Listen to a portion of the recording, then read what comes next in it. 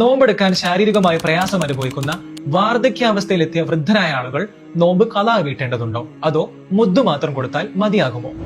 ഒരു മുദ്ദിന്റെ കണക്ക് എത്രയാണ്? ആർക്കൊക്കെയാണ് മുദ്ദ് നൽകേണ്ടത്? നമുക്ക് നോക്കാം. വളരെ പ്രയാസമുള്ള, നോമ്പെടുത്താൽ ഗുരുതരമായ ആരോഗ്യ പ്രശ്നങ്ങൾ ഉണ്ടാകുന്ന വൃദ്ധരായ ആളുകൾക്ക് നോമ്പെടുക്കൽ നിർബന്ധമില്ല. ഡോക്ടർമാരോ വൈദ്യന്മാരോ അയാൾ നോമ്പെടുക്കാൻ പാടില്ലെന്ന് സാക്ഷ്യപ്പെടുത്തിയാൽ ഓരോ നോമ്പിനും ഒരു മുദ്ദ് വീതം കൊടുക്കണം. സ്വന്തം നാട്ടിലെയോ അയൽനാട്ടിലെയോ പാവപ്പെട്ട ആളുകൾക്കാണ് മുദ്ദ് നൽകേണ്ടത്. ഇനി എത്രയാണ് ഒരു മുദ്ദിന്റെ കണക്ക്?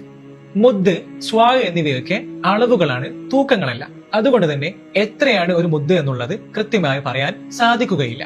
പണ്ട് കാലത്ത് അളക്കാൻ ഉപയോഗിച്ചിരുന്ന ഒരു പ്രത്യേകതരം അളവ് പാത്രമാണ് മുദ്ദ്.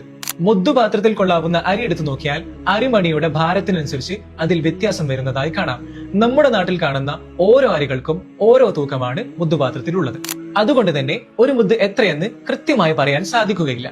എങ്കിലും അരി അളക്കുമ്പോൾ സൂക്ഷ്മത പാലിച്ചുകൊണ്ട് കൂടിയാലും കുറഞ്ഞു പോവരുത് എന്ന നീയത്തിൽ 750 ഗ്രാം മുതൽ 800 ഗ്രാം വരെ അളന്നെടുക്കാവുന്നതാണ്. കൃത്യമായി മുദ്ദു കൊടുക്കാൻ താല്പര്യപ്പെടുന്നവരാണ് നിങ്ങളെങ്കിൽ നബി സല്ലല്ലാഹു അലൈഹി വസല്ലം തങ്ങളുടെ സനദോടുകൂടിയ മുദ്ദുപാത്രം ആവശ്യമുണ്ടെങ്കിൽ കമന്റ് ബോക്സിൽ മുദ്ദു നബി എന്ന് കമന്റ് ചെയ്യുക.